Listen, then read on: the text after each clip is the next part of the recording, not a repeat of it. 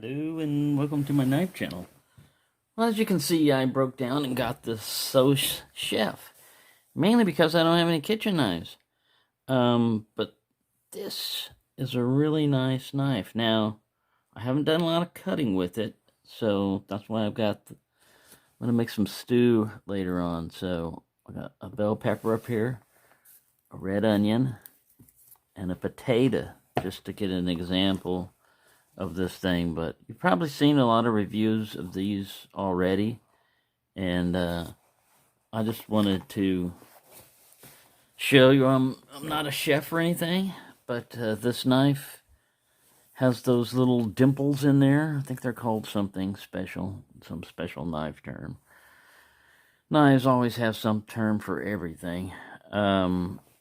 It's a lock back, has a smooth opening, no half stop. You can open it one-handed with this thumb thing here. You just have to kind of like slow roll it.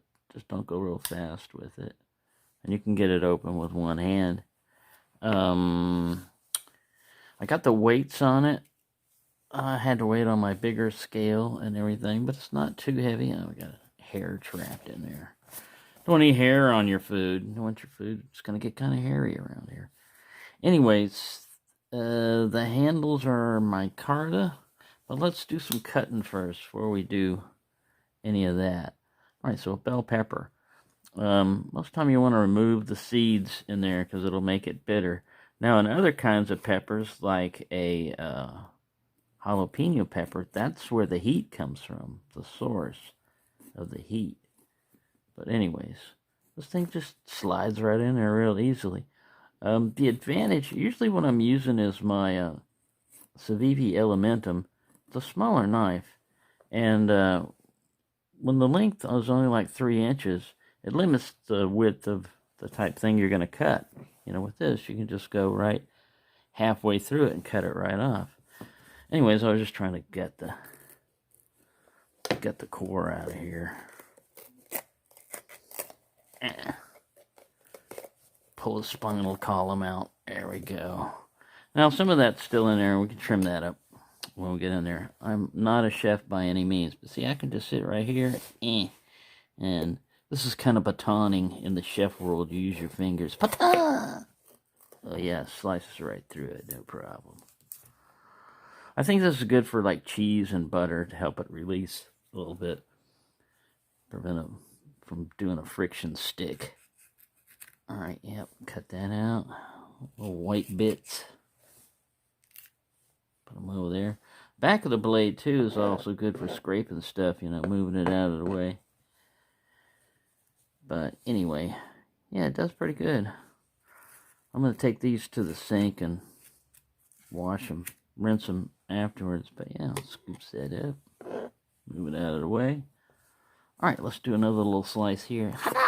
Watch your fingers. What finger? Yeah. Alrighty. So yeah. Yeah, it just glides right in there. Easy to handle. This micarta handle is smooth. Usually I like rough micarta, but when you're working with a kitchen knife, you want to be able to wash it off and not have stuff stick to it. So I think that's a plus. I have no problem gripping it. Weight is pretty good. It's balanced more towards the back because of the lock and everything. So it's way back here is the balance, but it's not bad because you don't want it to be necessarily too blade heavy, I would guess. Get precise cuts. All right, we're finished messing around with that. Let's just chop him a little bit more like that. No problem. No problem. All right, I smell pepper. Do you smell pepper? In the future, they will have smell-o-vision, which may or may not be a good thing. Sometimes you don't want the smells. Cookings you would, but I don't know. All right, we'll get that over there. All right, let's try it with something a little more substantial. We'll set this to one side, and we'll cut the root off of an onion here. A little sliding action. I went his finger. So we got a cutting board there. Yeah, you peel the skin off here a little bit. We'll cut him in half. Off with his head. Off with his head.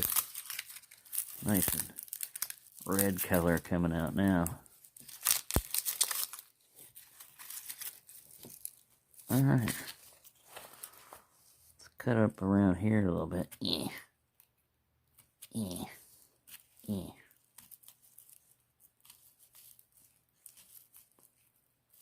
Yeah, you can get your finger up there. Pretty good cut. Whoa! Slides in. Gotta watch it. There we go. Right, set him like that. See if we can baton through him here. A little rough. Meeting some resistance. There's no play in the blade. It feels like a fixed blade knife, really. There we go. Nice little onion cut there. Right. Alright. So, this guy's hollow. Not a whole lot of resistance. This guy's a lot more resistance. This guy here, I've never been super good at peeling potatoes, but usually you just like slice off the edges like that. Yeah, it does pretty good. The better you are at peeling potatoes, the less potato meat you give away and just get the skin. So like I said, a lot of times I just like, there, I got rid of that eye there. Peel, you fool, peel. Peel faster. Keep peeling. KP duty.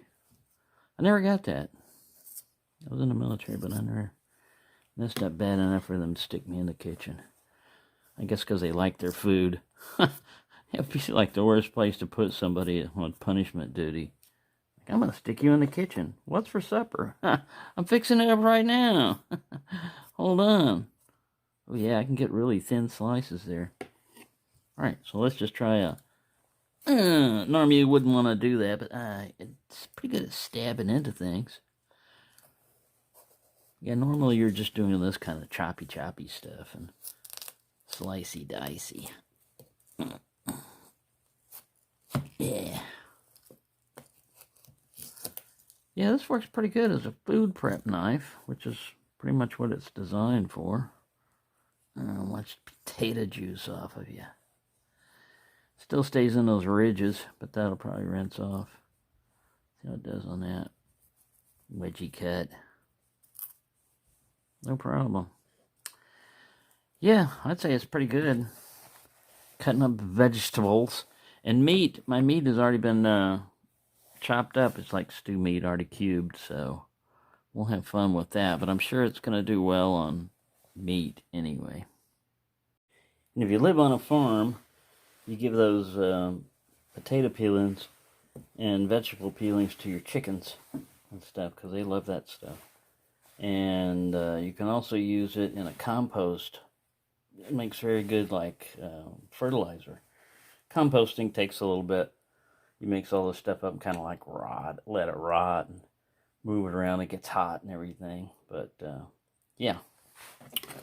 There you go. Just thought I'd add that to the vegetable cutting situation is, yeah, feed your chickens. Oh, what the heck, I've already got, this is how my meat comes already chopped up, but we can still cut it up a little bit more. But yeah, this is what most people use their knives for, cutting open packages and cutting open stuff. And it does a real good job on plastic. You know, see some of that's turning colors. I'm going to rinse this all off. We'll get the colored ones out. Chop a little. See how it does on carving flesh. Alright, there's a little fat there. See, we can't carve that guy out. Oh, man, like butter.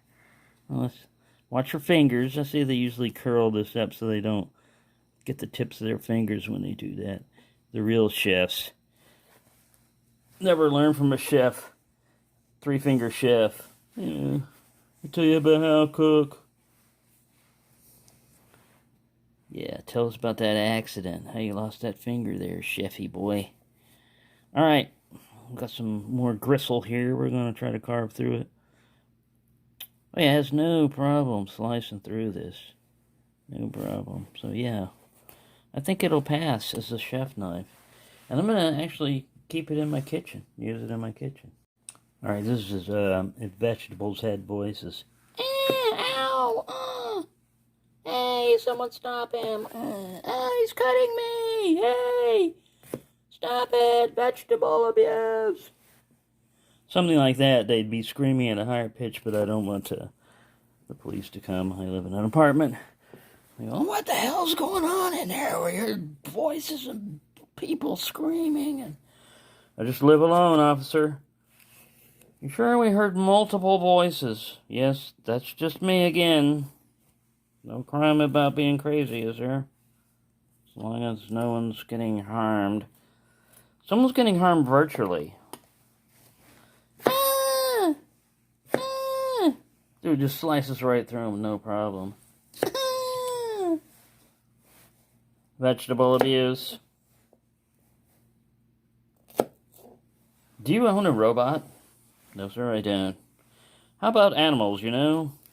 Supposed to declare it on your lease. No, sir? We've heard cat voices.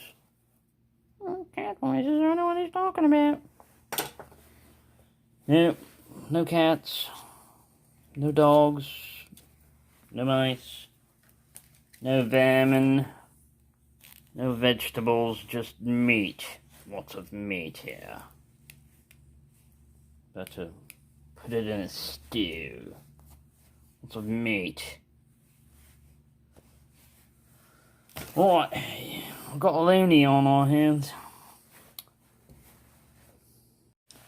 And as you know, you should always wash your meat, wash your hands, you know, before and after handling raw meat.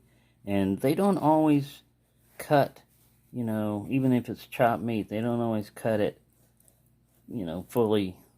And they hide the mystery meat in the bottom, you know, fingers, mystery meat, animals. So take your meat out, look at it, make sure it's cut well, and anything that doesn't look like beef, throw it out. Would be my recommendation. Of course, you shouldn't be getting any recommendations from me because I'm not certified. I may be certifiable, but I'm not certified. So yeah, this is just bachelor cooking. So my thoughts are, I took the meat and put it on my George Foreman grill just to sear it and everything before I put it in the crock pot. And the George Foreman grill has a tendency, it's pretty heavy, it's got a lid, to try to come down and take your fingers out. Well, I just had this here, pushed the George Foreman grill back, the lock held, I still have my fingers. I used the back of this to scrape the meat off the grill and onto the chopping block and then transfer it over. So it works real well on that. Just a great knife. I don't have any problems with it. Cleaned up real well. I like the micarta. It's really nice in the hand. Like I said, it's balanced towards the butt back here. So when you're holding it, you have, I guess, more control over a knife. A blade-heavy knife might help you with chopping and everything, but you're just chopping vegetables. You're not chopping trees down and stuff. I like that the lock is not really hard to manipulate. It's not a triad lock that you got to mash down on real hard, but it's strong enough. You've got a lanyard loop here. You can hang it up in your kitchen, and you don't have to worry about wondering where it's at, or it's in one of them big knife blocks, wooden knife blocks, and it's always sitting there and it's missing. It's taking up a lot of space. So yeah, all in all, I highly approve of this little Sous Chef here, and it does what it says it does. If you're a chef, even if you're not a chef like me, you can still cut things like taters. You can cut taters with it. You can cut onions. I cut this onion and I didn't cry. That's how good the knife was. It's so sharp, you don't cry while cutting onions. No, I don't know. It's probably because I didn't breathe through my nose while cutting the onion. there you go. Hope you enjoyed that. And don't miss out on this knife here. It's not, you know, like a limited run or anything. If they run out, they'll get some more and stuff like that. But it's pretty cool. Pretty cool little knife. Thanks for watching, and have a nice day.